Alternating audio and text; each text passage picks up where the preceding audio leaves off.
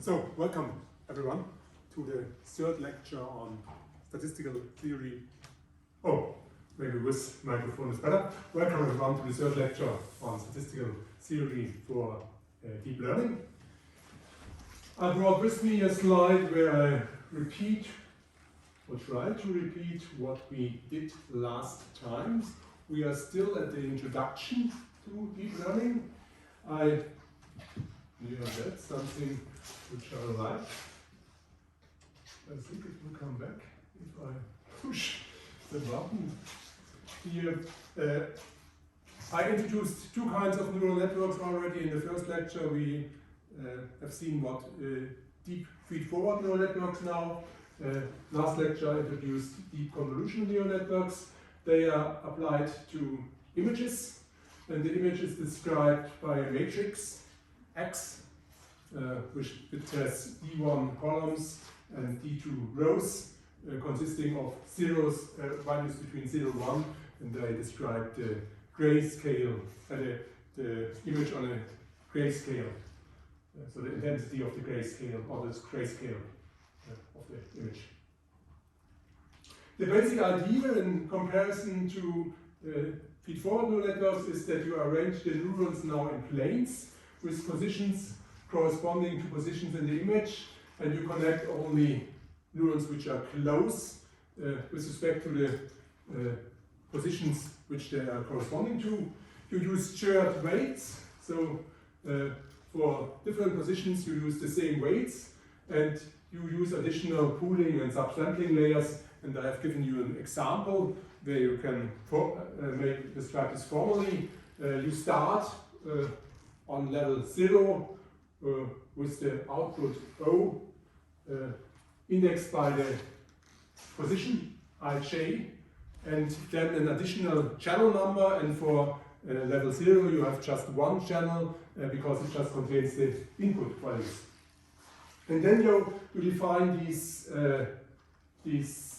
outputs of level L with some position ij and some channel S2 recursively by applying an activation function, for which you can use, for instance, the logistic, or for instance, the redo activation function, sigma of x is equal to maximum of x is 0, or the logistic expression, sigma of x is equal to 1 divided by 1 plus e to the power minus x. To a linear combination of the outputs of the previous level, and here I want to use for each position the same weights, and I do this by making kind of convolution. So I have these outputs of the previous layer, and I look at them at position I plus, so I want the output for, or the value for position ij, I look at them at position I plus t1 minus 1 and j plus t2 minus 1, and then t1 and t2 vary at values close to 0, and I choose them from set 1 to ml, and ml is the filter size, and then I have some weights which depends only on the t1, t2, but not on the ij. On the channel S1, which I use the values from level L minus 1, and channel S2, which I want to use compute the output, plus some offset. And then you make this for capital L many layers, and then finally you make a max pooling, or one example is a max pooling, which you make for each position at j, you look at level L on all the outputs for all the channels. Channel is the index S2, running from 1 to k sub L. K sub L is the number of channels, and you make a linear combination of these values. And this you do with the same weights for each position aj, and then you make a maximum. And that's your function. One possible function for a deep convolutional neural network. Then we started with transformer networks, where I told you that we want to apply these neural networks to text data. And generally, to apply neural networks to text data, one first has to fit this text into a sequence of numbers where you convert each word into a vector. So you convert the text to a sequence of vectors, and I described this by using a famous algorithm where you recursively extend a simple vocabulary for which you start and assign vectors to the extent, so to do it recursively by looking at all pairs of symbols which occur within the same word, and then you choose the pair which appears throughout your text most often, and then you assign this one to a new symbol and add the symbol to your vocabulary. And that you do until you have the size which you want to get, and then you assign vectors to the extended vocabulary. For instance, randomly by just using some independent random variables, or you use them from some pre-training, where you have assigned such trains of some assignment of vectors to words already. And then last time there was the question at the very last minute where I finally stopped the discussion. Why do I do this so complicated? Why do I extend this vocabulary? Why not working with the original vocabulary? Well, I looked it up in the literature, and one reason for it is that there's a trade-off between the size of the vocabulary and the text length. Of course, yes, as if I make this one, then I get many subwords, and then the text length will be shorter. And a shorter text length is somehow better, because then the neural network doesn't have to transfer information over so many different positions. That's the reason. Or that was one possible reason for it. But de facto the reason, what I think, is people just write it, and that works better. So if you do it this way, it works better than if you do it instead with characters. People, of course, also tried with characters. You know, this lecture is about statistical theory on deep learning, and maybe you have realized I have not presented any theory up to now. So we have not started yet with the theory. This comes after next week, or in the next week, not now.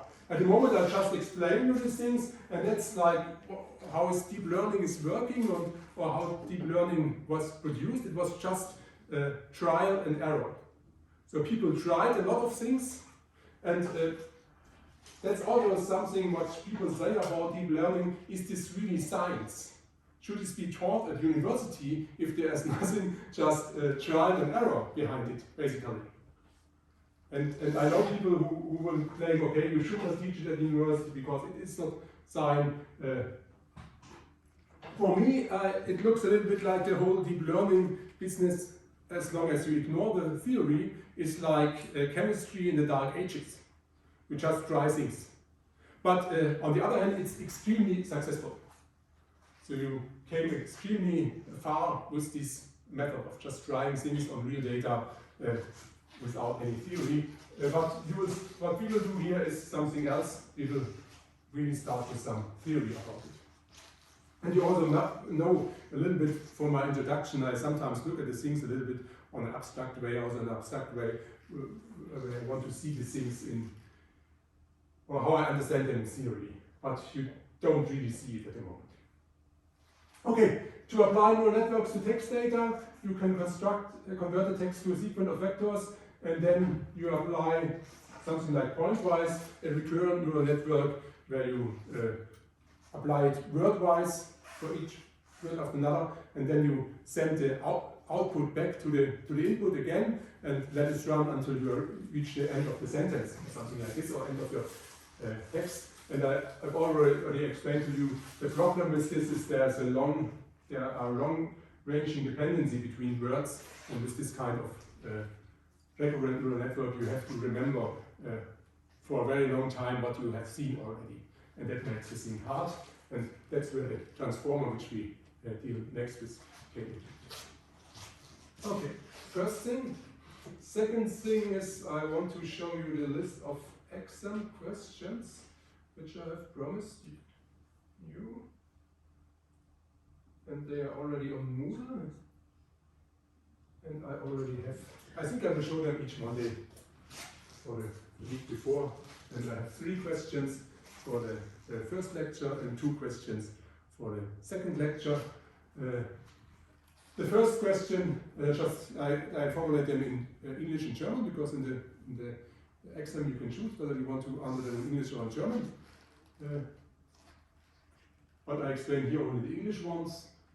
First question is, what does deep learning mean? Give 2 reasons why deep learning became so successful in applications. Second question, how is the space of feed-forward neural network with step L and with R defined? So you define it formally, formals from the lecture. And what is the motivation for its definition?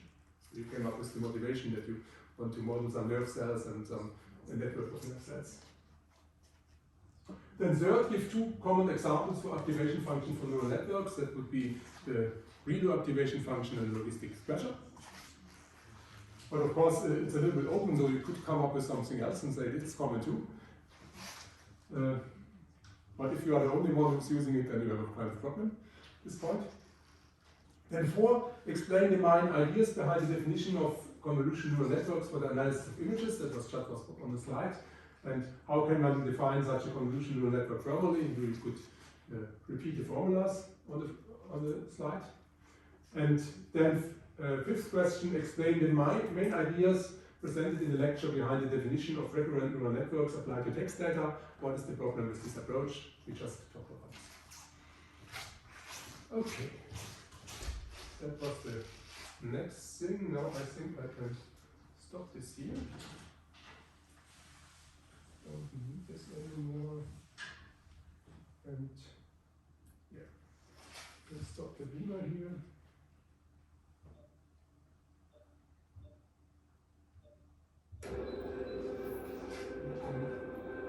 Myself a little bit more weight now.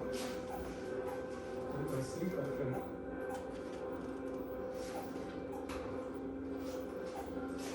Unfortunately, I still don't manage to move the sound from the microphone, or to get the sound from the microphone in my computer, which is a little bit stupid, but okay. That is how life goes. So let me put it here, and maybe it sounds getting a bit better. Okay, and then we go on with transformers. I already told you we start with a new representation of the text, and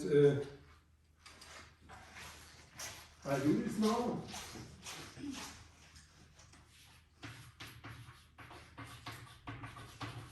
Starting with the new representation of the text, of the original inputs.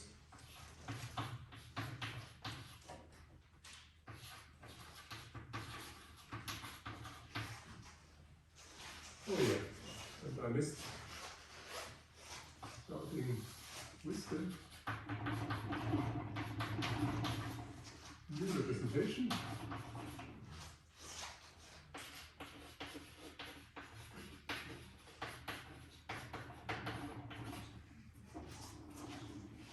And this new representation I denote by Z0. It depends on L vectors. And each of these vectors corresponds to one of the L input subwords in the text which I want to deal with. And I denote each of these representations by Z0, 1 until Z0, L. And each of these representation has the length d model, and I have L of them, so the whole thing are real numbers in the vector space R with exponent d model times L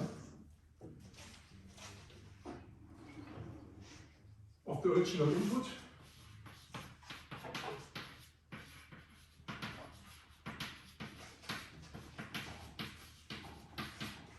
And my original input was my x, depending on subword x1 to xl.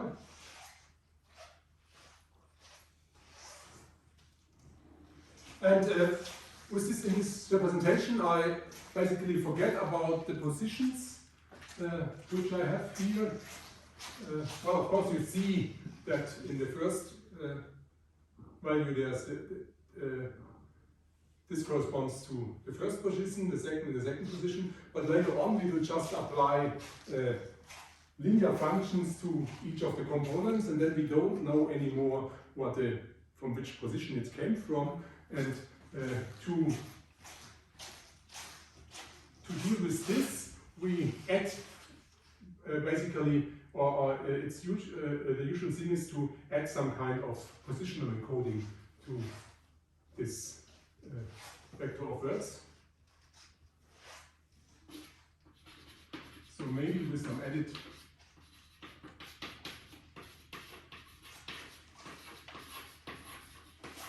positional encoding.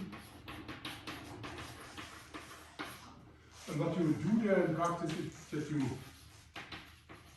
use some function defined by sinus and cosinus and add some values of it, depending on the position in the vector, but I don't want to go into details here. So starting with the new representation of the original input,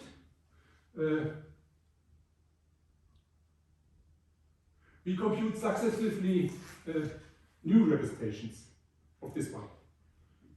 And we make this n times and recursively, so we have a Z0, and then I go up, compute at first a Z1, then a Z2, then a Z3 until a Z.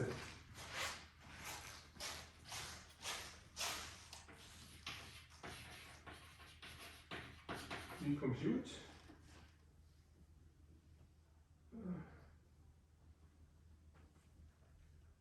successively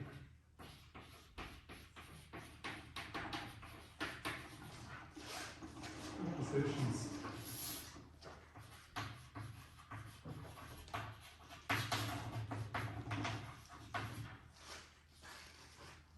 and note them by ZR, and they also depend on L components, so ZR1,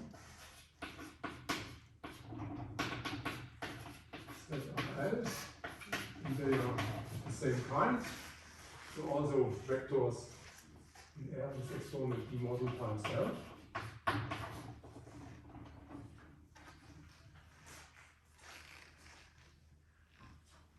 Of the input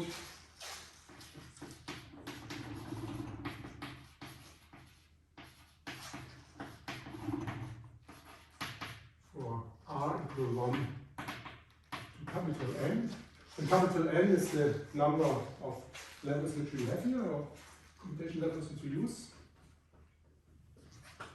And then something we do something with Zn, so, and then maybe you apply some feed-forward neural network to Z and the master.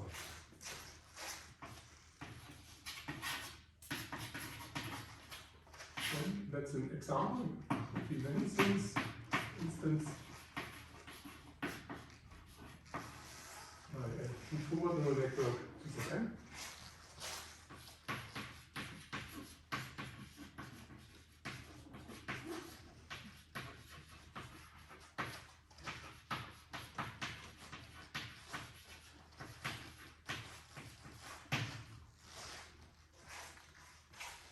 And ZR is the representation of my input on level R, and it depends on representations of the L components of my input on level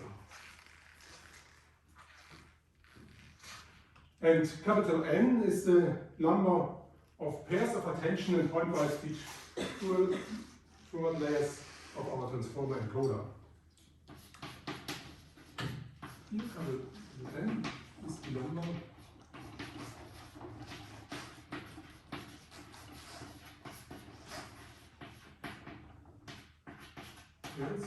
of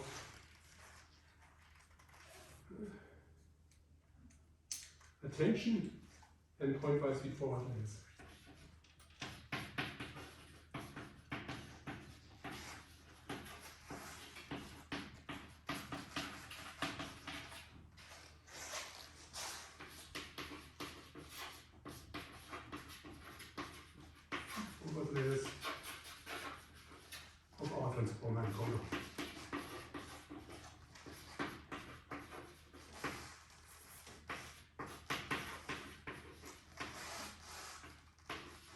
So what I in fact explain at the moment is the transformer and roller.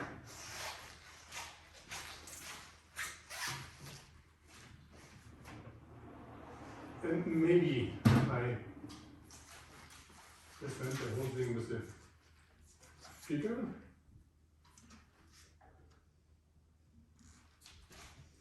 And of course what I have to explain to you next is how does this attention, it's basically a multi-head attention layer, and how does this pointwise feed-forward layer works. But before I define it, I make a picture for it. I sketch. We have somehow the input. And we make some input embedding.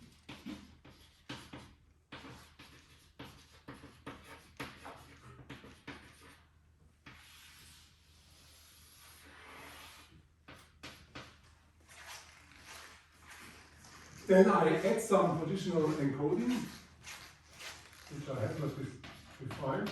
So I explain to you how I do this, but I could do this, it would be standard here. And this conditional encoding with some kind of phrase, which you add to the whole thing.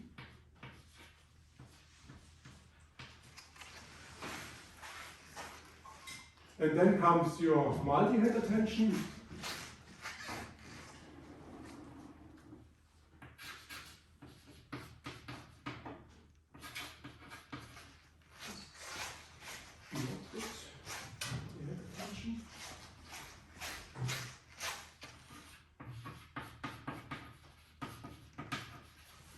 And also your feed-forward neural network.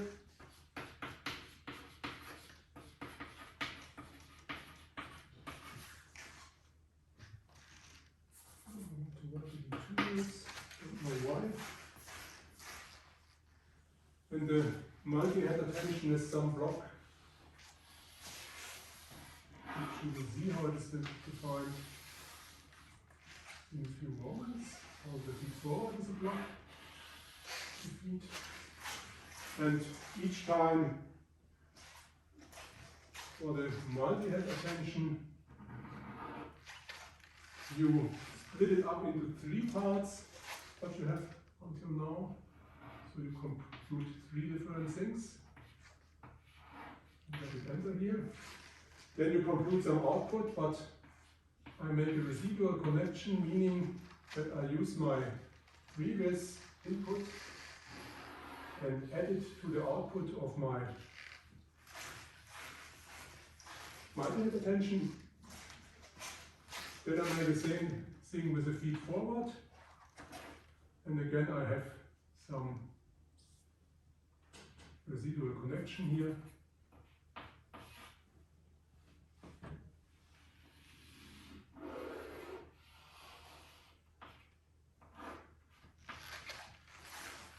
And that's one block of the one pair of the attention and pointwise feed-forward neural network, and you repeat this n times.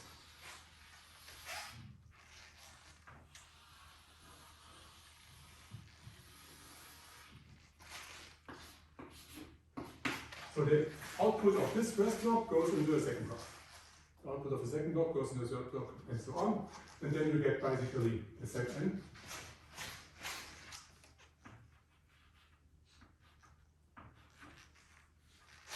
And for this you apply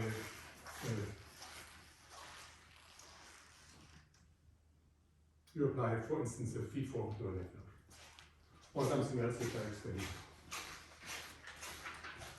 And the original paper by Vaswani, I think it was 2016, guys from Google who used it for machine translation. They had n equal, I think it was 7. It was 7 layers. The whole thing. The next one I have to explain to you how is this multi-head attention working, how is this feed-forward working. Okay, questions to that point?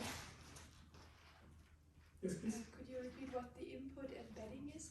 The input embedding, that was what we did at the very beginning, is that you have this input as a text and you make a vectors out of it. Ah, okay. That's the input embedding. And then I add some positional encoding. I add something like it where I can reconstruct the positions, but I ignore this here. Any other questions?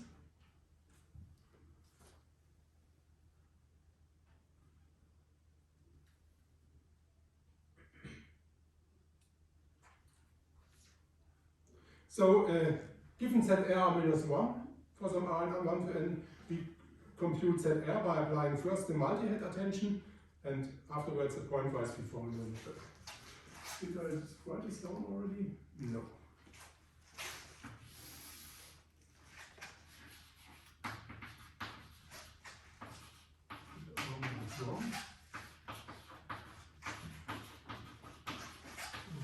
R is the number of 1 to n.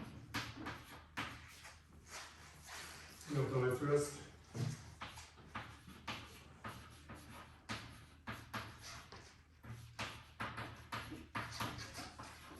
multi-head attention.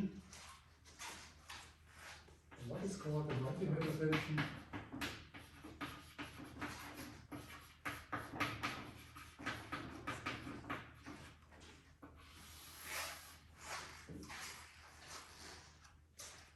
And then a pointwise feed-forward neural network.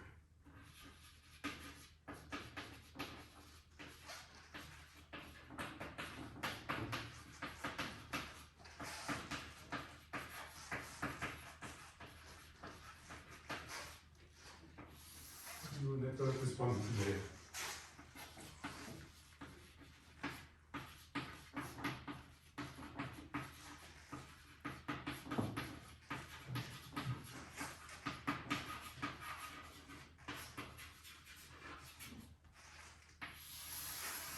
And most times it's a residual connection, which means that you use the original input and add it to the output.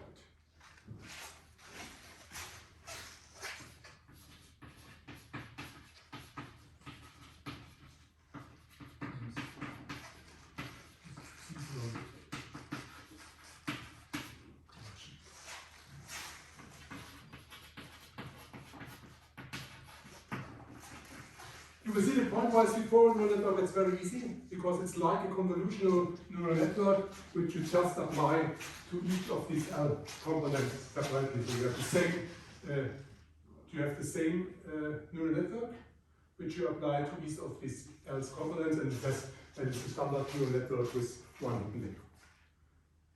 That's easy, and the multi-head attention, that's new.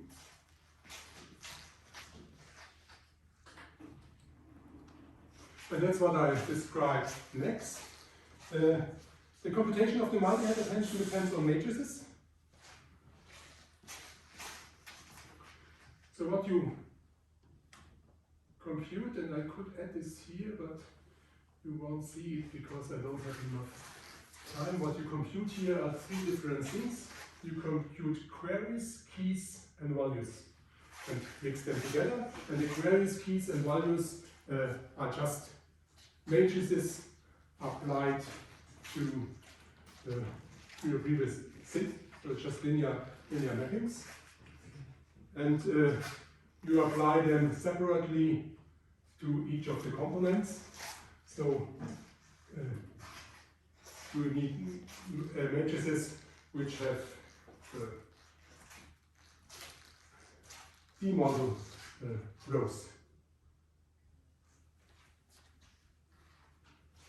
each time. So the computation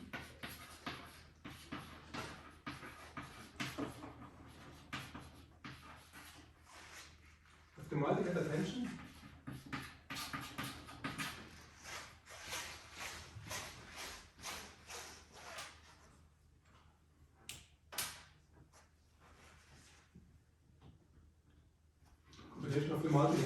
depends on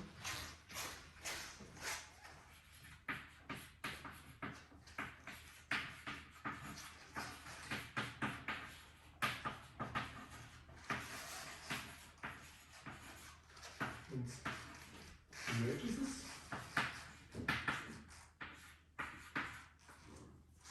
And these matrices are de facto like the weights, the parameters of all transformer networks.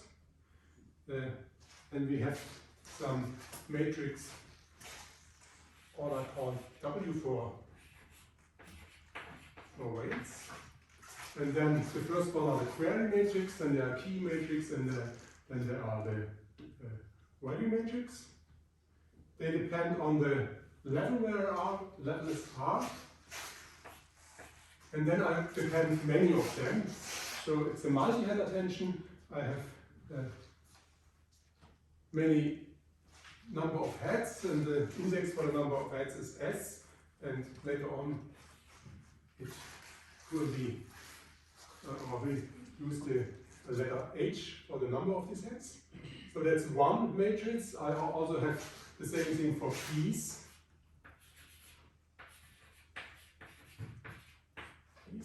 Same indices, RS. I told you I need D models many rows. Depends what dimension here is. Forget about it at the moment. D model.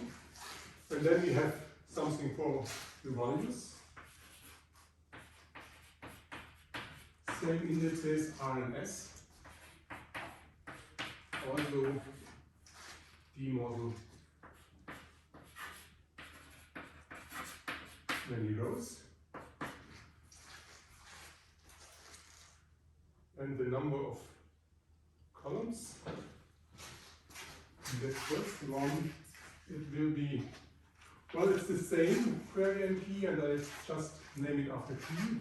So it's the key, and here it's a different dimension, it's the value, which I denote by dv. It's a small d, the value. And you make this for s equal 1 to h.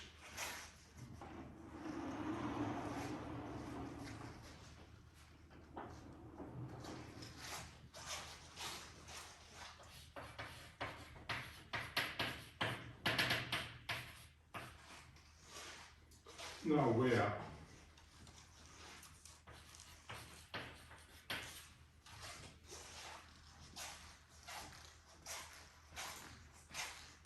My small h, natural number, is the number of attention heads which we compute in parallel.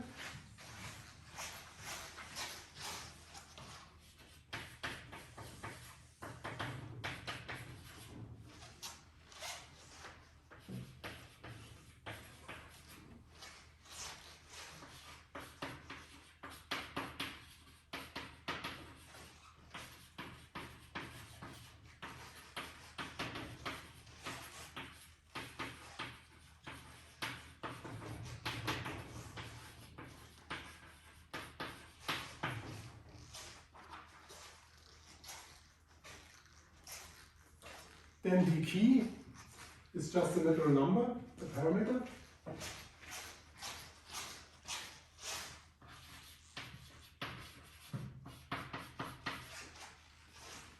That's the dimension of the queries and the keys.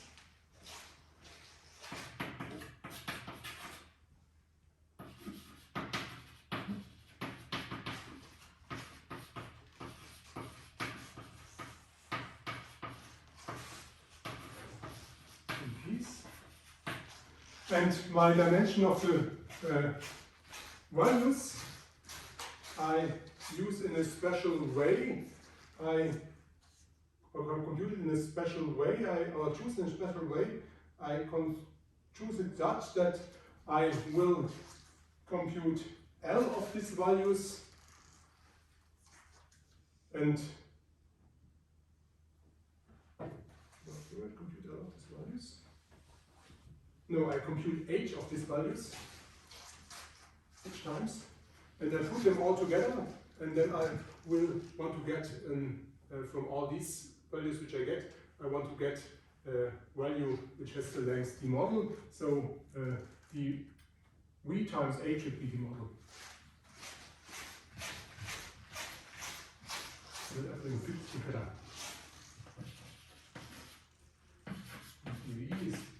model.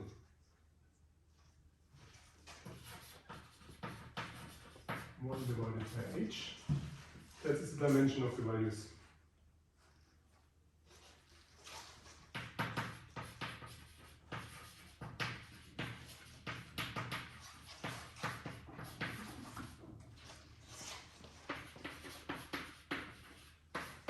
And this is assumed to be in n, that remember.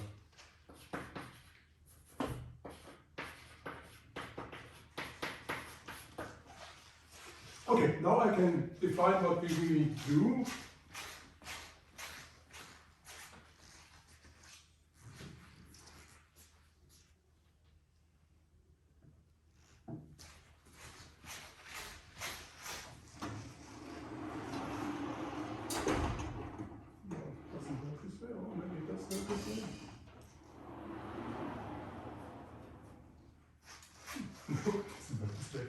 Sorry.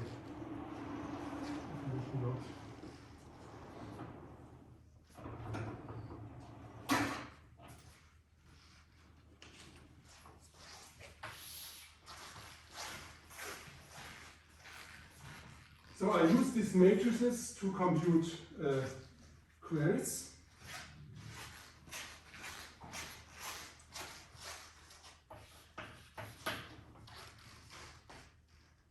And it's the query which I compute with my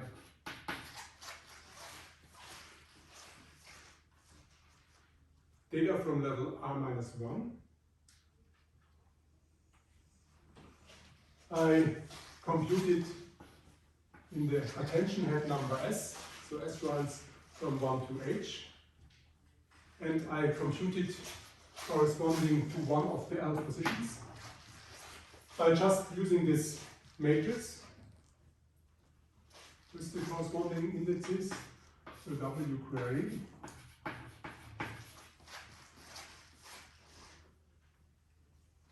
But only the matrix with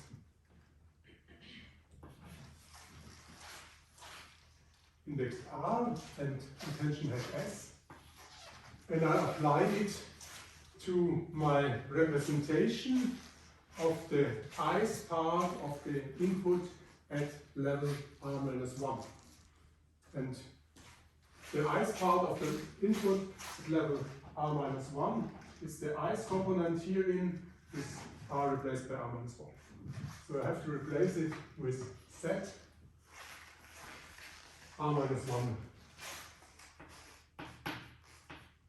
-1 I. And I runs from 1 to L, and S runs from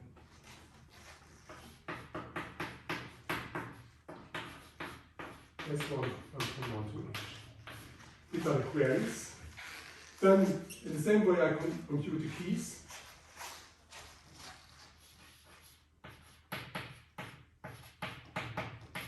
Just using the key matrix, W key.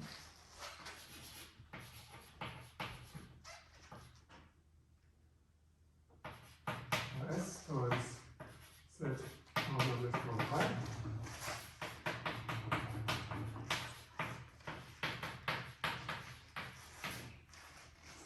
And the values, same formula here.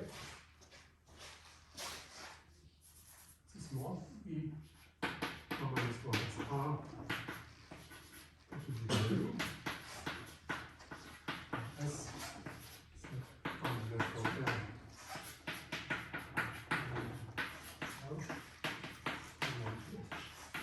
At the moment it's just linear transformation of my input. If I do it just in this way, it's not very powerful yet. It will just be linear combinations. So I need to put in some non-linearity, and what I do is a non-linearity. Well, you can consider as the query is you ask the question to the text.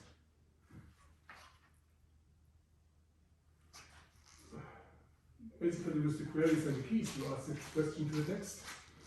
And or maybe with the query, you ask the question, with the key, you give the answers, and then you look which one is the most similar one. And the most similar one is you use the scalar product between the two values.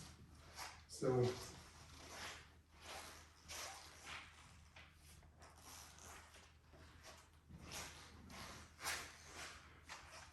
Then we compute then the so-called intention.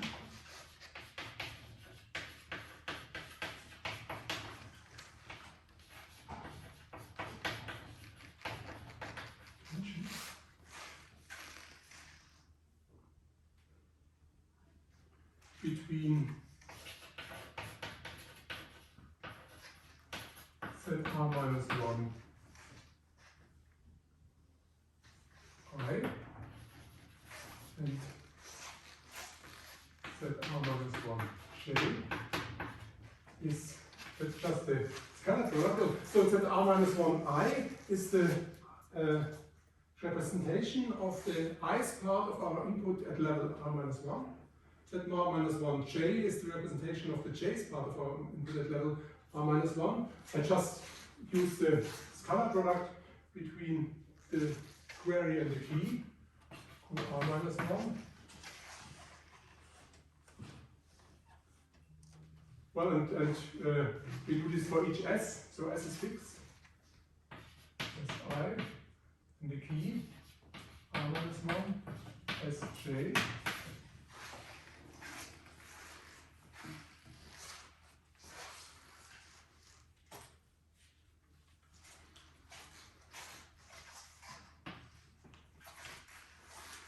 Now we are for, okay, what is fixed?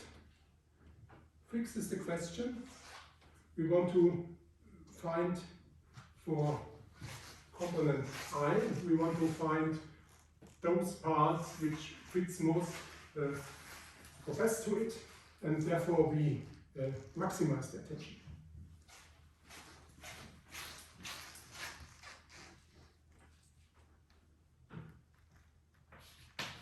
So I define the index of the maximal attention, and so I define some J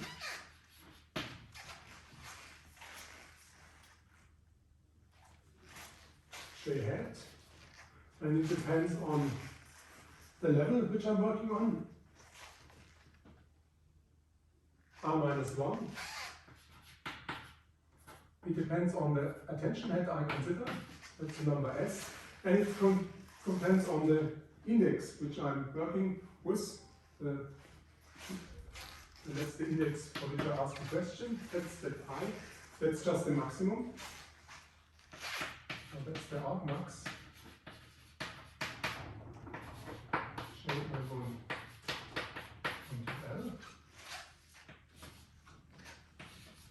2 R minus 1 is I. And K R minus 1 is J. That's where the maximal attention comes from.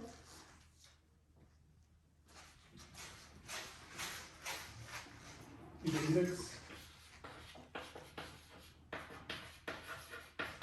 where the attention is maximal.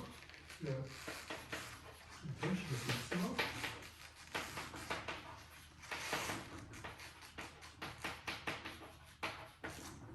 And then I use this index and use the value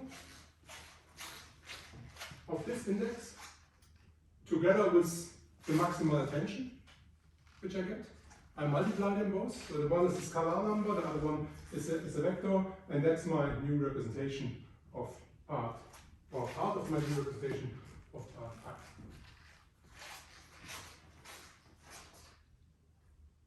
So the value corresponding to this index is multiplied with the maximal attention.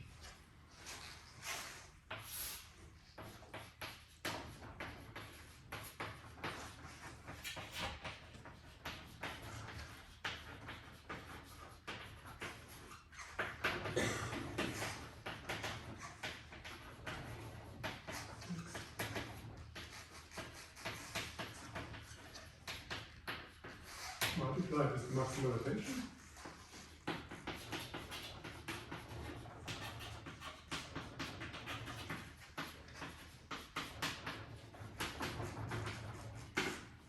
And with that I replace a new part of the representation of the ith part of my my input at level L. So that's the value which I get. So R minus 1. Remember your values have two indexes. The values are here. R minus 1. They have S, that's the number of attention, and R, S, and the R,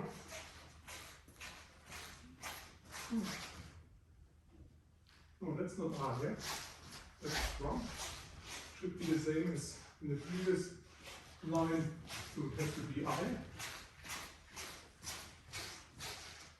think I have here somewhere.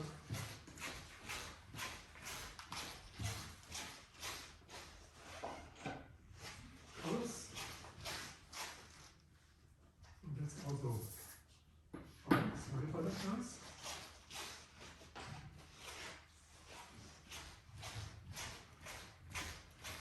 And now we don't use the ice value because I want to use the value corresponding to this jet hat. Right? R minus S. And I multiply it with the corresponding maximal attention, which is Q R minus 1. Si, and the corresponding T values, P R minus 1 is not J, but my index for the attention is maximum.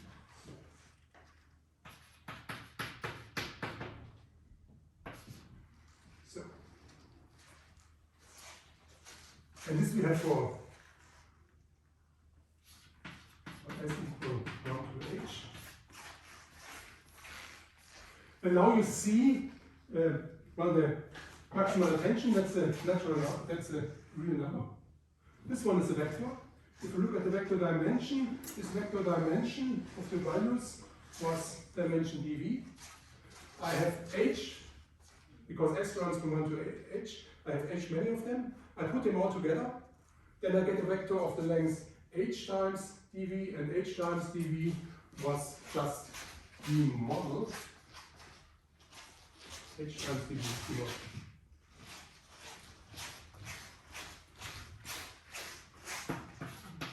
So I said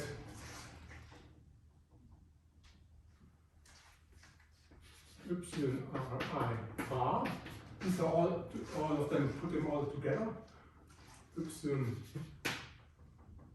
bar are 1I until epsilon bar hi. And that's now the vector in Faust model. And then I use my residual connection to compute my new representation. And that's my epsilon bar, it's epsilon, it's my epsilon r. I just use the old one, that was zr minus 1. And add the vectors of all these epsilon bar 1 until r1 until epsilon bar l. And that's in r with exponent d models times l, which was the same dimension as my zr minus 1.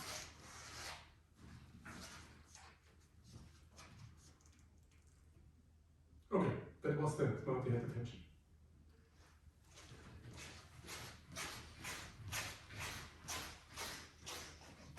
Now you can think about what do you have to drink to invent such a thing.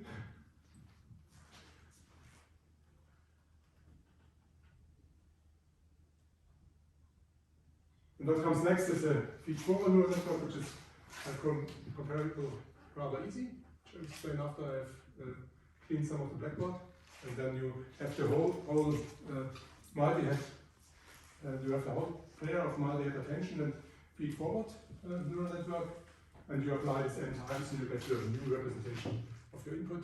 You apply some feed-forward neural network to it, and that's it. Questions? the pot.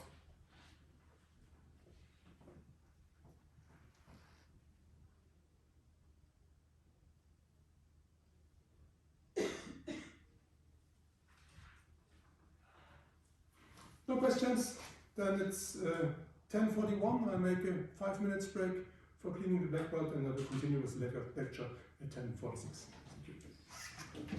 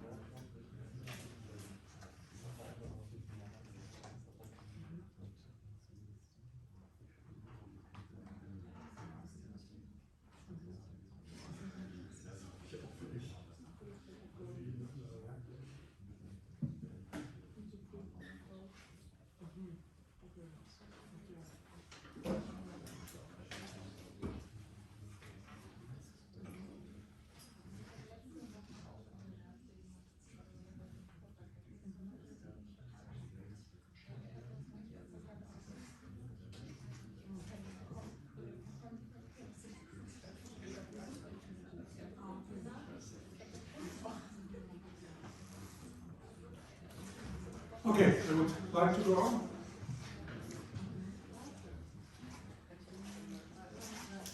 Which means that you could stop talking. And I start talking.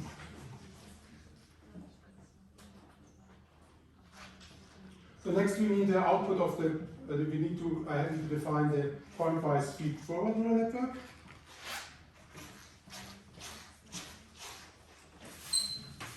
And the output of the pointwise feed-forward neural networks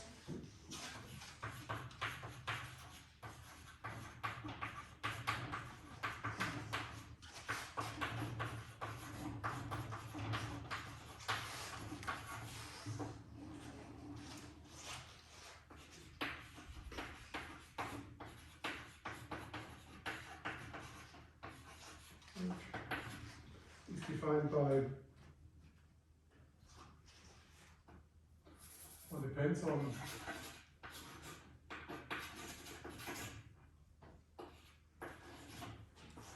and again I need some matrices describing the weights, and I have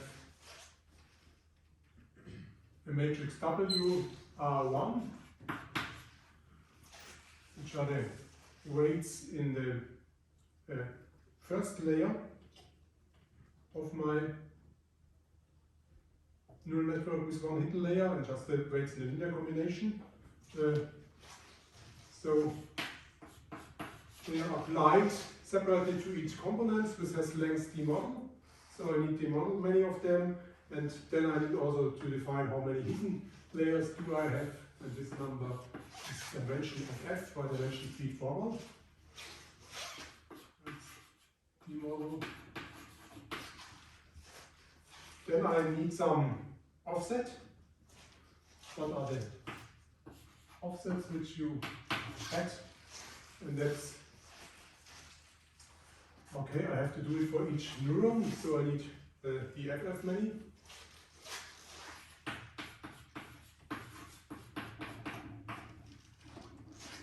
I need some weights for my linear combination in my second hidden layer. And we know it by VR2. Again, it depends only now, it depends only on the level I am, this representation. You have DFF many neurons which you want to make a linear combination of it, so the second component should be DFF, and I want to go back to a representation of length D model, so it must be dimension D model times DFF. And then I need offsets.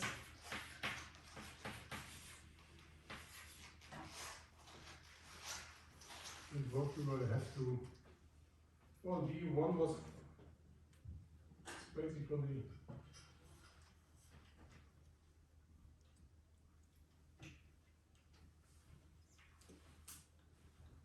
okay. Now and each time I add an offset. So I give you the model. And now I can define it.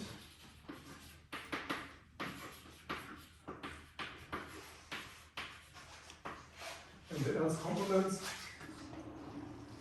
or the ice component, and the ice component on level R.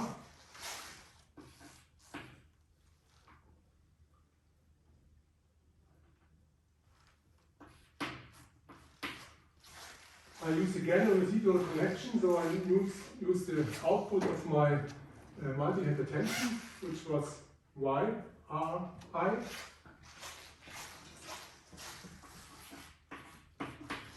Which is just the ice component of this guy here. And then I add the output of my pointwise feed-forward neural network, which I use now a matrix notation to write it down in one thing. So you have your input. Let me start over there. I make a linear combination out of it. So I multiply this one maybe not a good idea. Make an offset, which is BR1. This gives you a vector. To this vector, I apply for each component, I apply my activation function. Then I get a new vector, and this vector I multiply now with my weights in the output layer, which is my matrix 2, and add my offsets, which are BR2.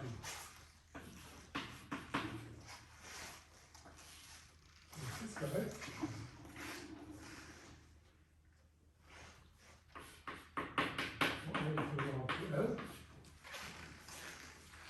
Where this activation function, and I use the ReLU activation function, is applied component-wise.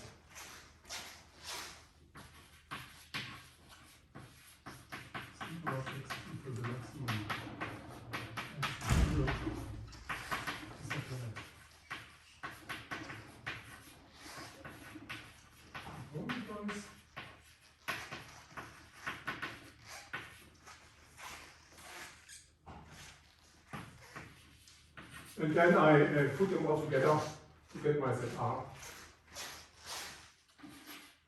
Set R is equal to set R1 into set R1. That's it.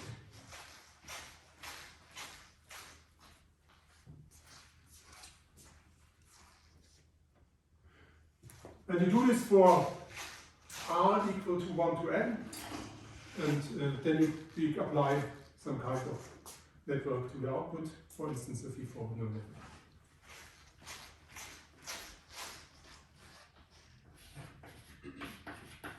On level R equal n, we apply feed-forward neural network.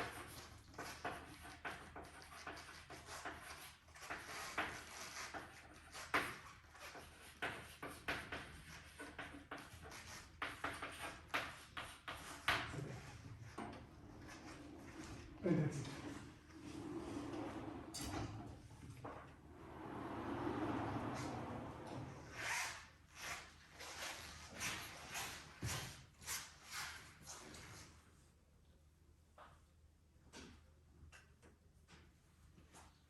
So that's the basic, well, that's one of the basic things behind the large language model, and that's one of the things behind ChatGPT. Quickly present two modifications, but before that, any questions on the report?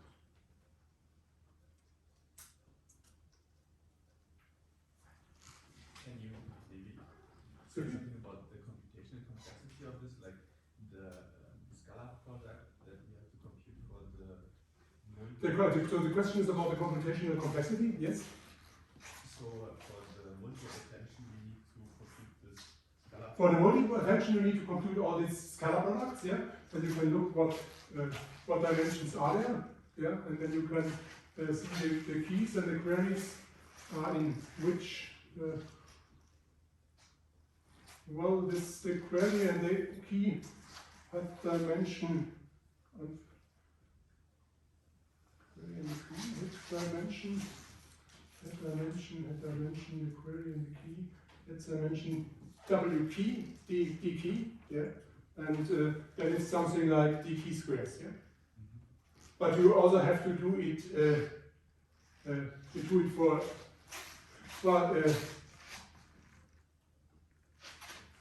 we do this for each S and each I and each J, yeah? So you have an H times S squared times D squared, D key squared, here. So that's the most costly part, right? Well, it depends on how large, I didn't tell you about how large this guy here is, yeah? Right. DFF will also come with the chain. But I think that's the most costly part. That's correct. And also you know that the D model is rather large here. So where does the model come? Oh yeah, here you also, the demodel comes into play, yeah? Because you have to compute all these things, yeah? And the demodel will be, I told you something about 30,000, so that's not cheap, yeah? Yeah.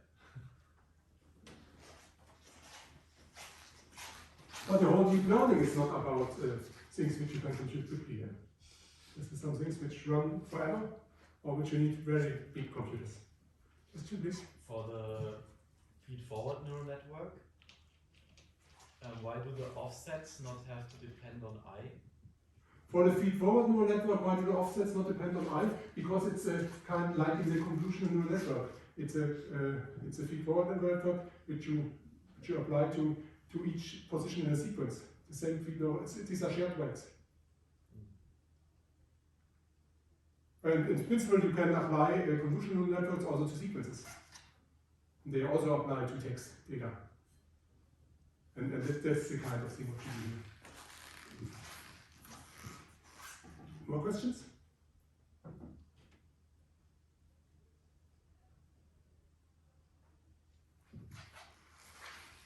And now I have to tell you, to make it a little bit more complicated, this is not what is really done. The argmax is not computed. Instead, there's a so-called softmax computed. So in practice,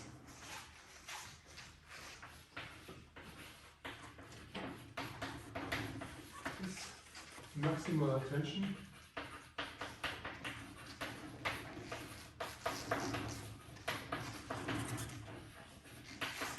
is computed using a so-called softmax.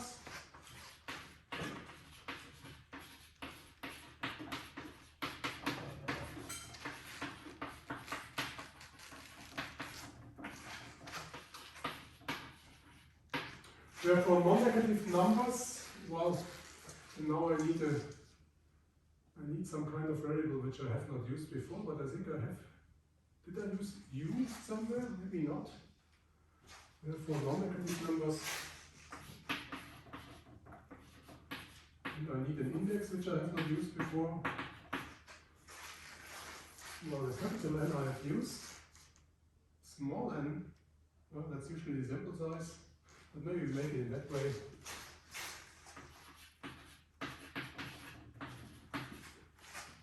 Set. And the softmax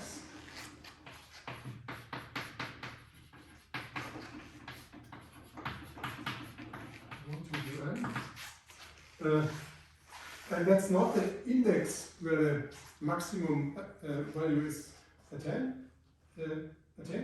but instead I give you a vector of 0 and 1s, where there should be a 1 where the maximum is attained and a 0 elsewhere.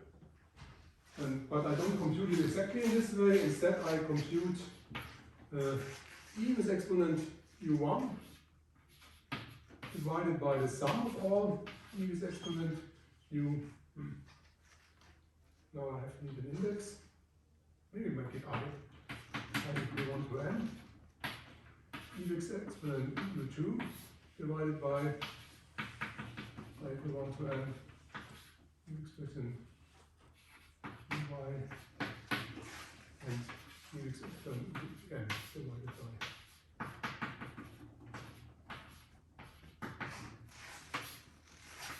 And that's a number in obviously in 0, 1 exponent n. And if one of the uj is very large and all the other ones are small, then of course in the j's components there will be something close to 1 and others components something close to 0. But exactly 1 and 0 all the time will never happen. Yeah. For real numbers. So you compute a softmax instead of this one, and then you don't use this guy here. Instead, you use all the values times the corresponding attention. So you let j here run from 1 to L, you get L values, and you make a scalar product with this guy.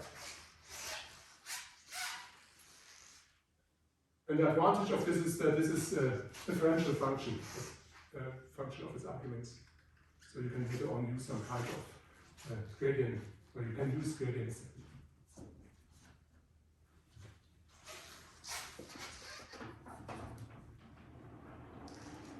Maybe I write it, so what we then do is, so in fact we would compute this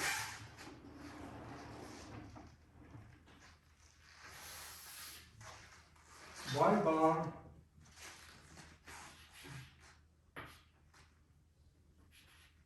r as I as when I let j run from 1 to L, I use my soft max value, and the soft max value of j's components will be E with exponent this attention q r minus 1 as I times k r minus 1 as j divided by the sum of all these E with exponent q r minus 1 as I k r minus 1 as, now I cannot use j anymore, and I don't know which ij, maybe L and n, yeah, make it n,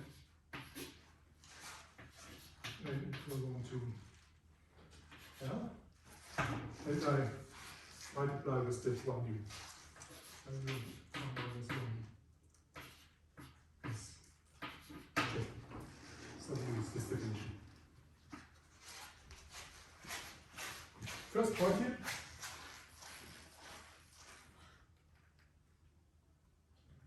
But the intention is to compute some kind of an argmax.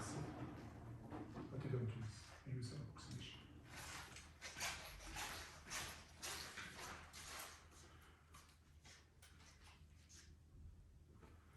And then the second thing was Warney and cohort was used at the, in the original paper. They want to induce it to machine translation. And I explained to you only the transformer encoder. But what you do with this transformer encoder, you use your, say, text in German, you encode it by something, and then you apply a decoder to get it back to English. So you use an encoder-decoder structure. So for applications,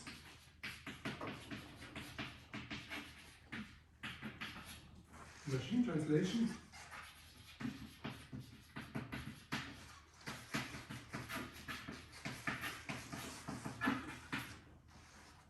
an encoder-decoder structure.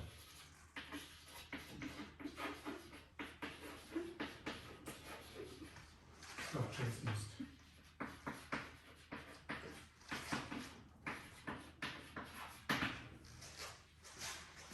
And to explain this, I draw a picture again. And if you remember my picture about the encoder, that we had on the blackboard, yeah? Now I need a picture about an encoder-decoder, so you can see that the complexity is somehow will double. Because I have 2 parts. Sorry for that.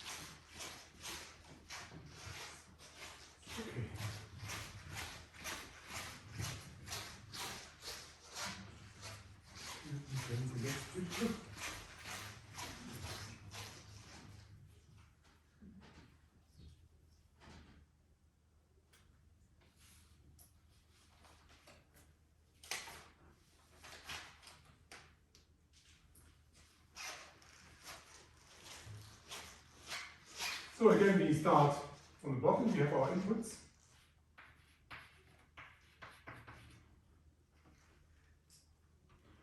We have our input embedding.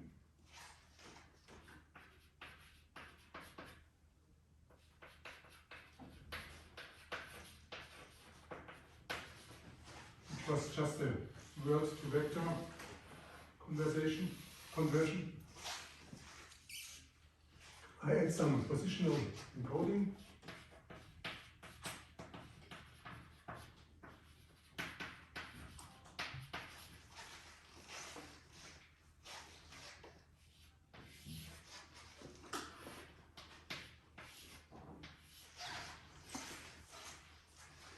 Then I have my multi-head attention.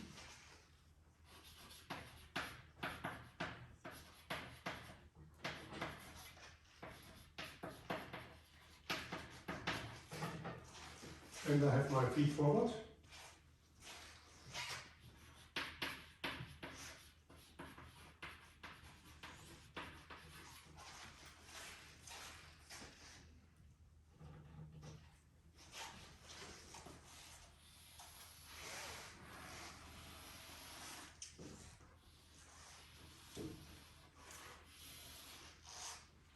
Each time with the residual connection. I have a residual connection here. I have a residual connection here. And this goes, my multi-head attention goes on one hand with the residual connection. This one goes again, the residual connection. And then it splits up here the various keys and values.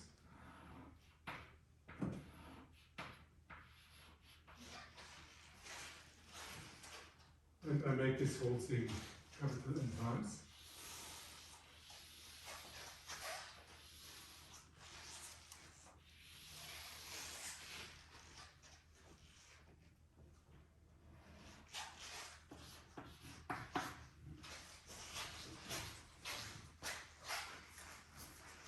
Now I also have outputs.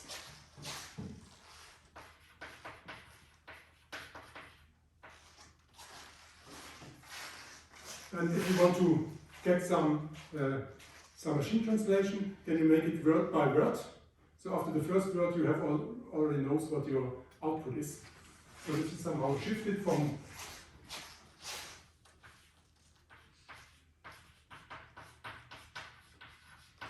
so you shift them. So the input is one word in front of the output, because you don't see the output before you see the input. And as soon as you have computed with your input some output, you use it as an output also here. Yeah. You use an output embedding.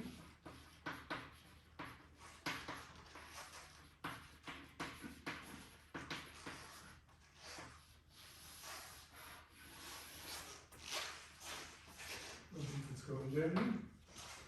The output's going there.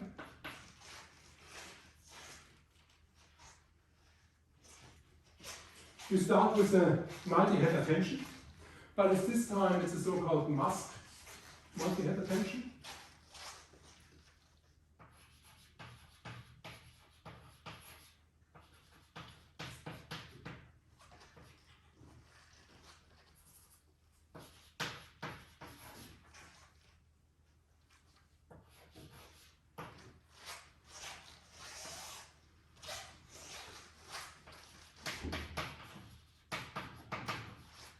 The masked multi-head attention just ensures that you do not use part of the output which you have not seen yet, because you have seen only, you haven't seen your complete output.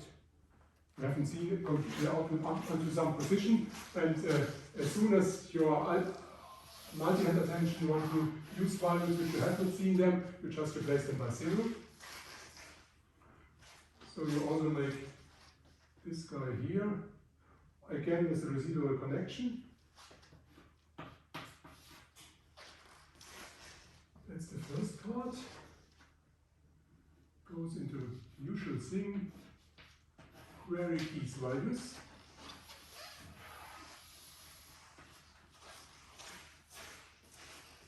Now comes the next multi-head attention.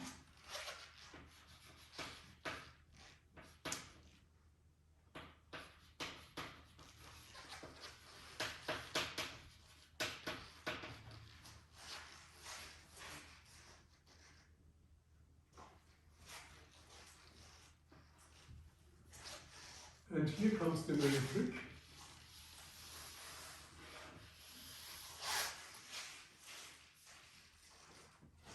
You compute this time only the query from your output.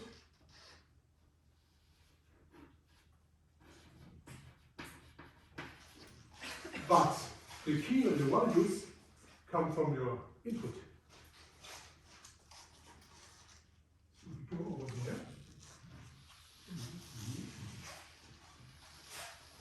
Here, compute two more. And then you make another feed forward.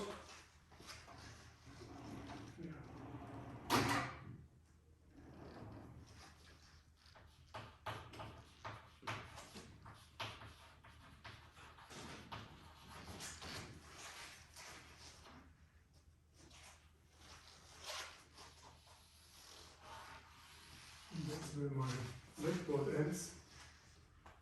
But you can imagine what is coming. Of course, again, I have a residual connection here.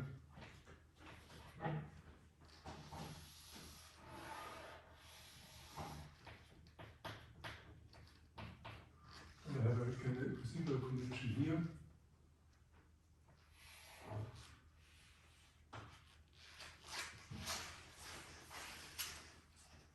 And that's my decoder.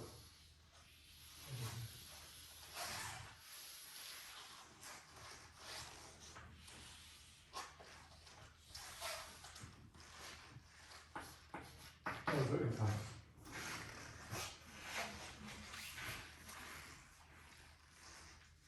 And honestly, I have no idea, but I think it was not really described in Vaswani. You use here the output after n multi-head attention, and then you use then the same output goes into each of these guys. But I'm not sure about that. Well, let's see.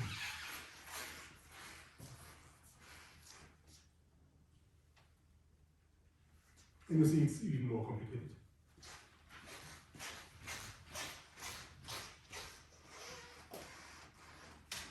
Okay, as I told you, not the level of this lecture at the moment, and I think it was the last time that I teach on that level. I think from now on it will be clearer because we are doing more theory of this. Any questions?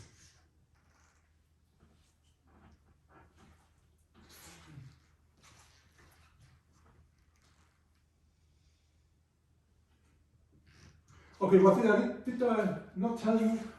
This was one big achievement in natural language processing, paper by Vaswani, guys from Google, 2016. The next one was the BERT paper. I've forgotten the abbreviation. BERT stands for, so T for transformer, B for bidirectional, and then there was an E and an R. Sorry, guys. And also from guys from Google, and they come up with a new paradigm, and the new paradigm is pre-training. So the question is, how do you get this data from your problem? And if you want to make some kind of prediction problem, then you usually need some examples where you get the text and what you want to predict, and this is very expensive to get these examples. It's not easy to get these examples. What I used for pre-training was a kind, they used some unlabeled text. So just text they found somewhere in the internet, say pages from Wikipedia, or some pages from newspaper, or some other text, or text which I can get. And they make, they produce from this text for prediction problems. One is a masked learning. You just choose randomly, say 20% of the words, and delete them. And then the computer predicts the missing words in your text.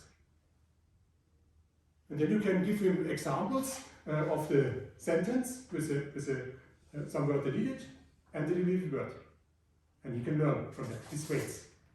And also, the next sentence prediction, that's something you give him from the text, you give him two different sentences, and the computer has to predict whether the second sentence is following the first sentence directly as the next sentence, yes or no. And you make it such that maybe 50% of the pairs which you present the computer, the next sentence is really the next sentence, and the other 50%. And for both tasks, to learn weights, to learn your transformer instruction computer, and you connect this huge amount of text. You run it on a huge computer, you learn all these weights, and then you have some pre-trained model, and then you use the weights for this model, and you just you use, for instance, the encoder, and you just add some new neural network at the very top. You keep all the weights here, and you learn the weights of this new neural network with a few labeled examples. And that was very successful. So you construct the data artificially. Okay, questions?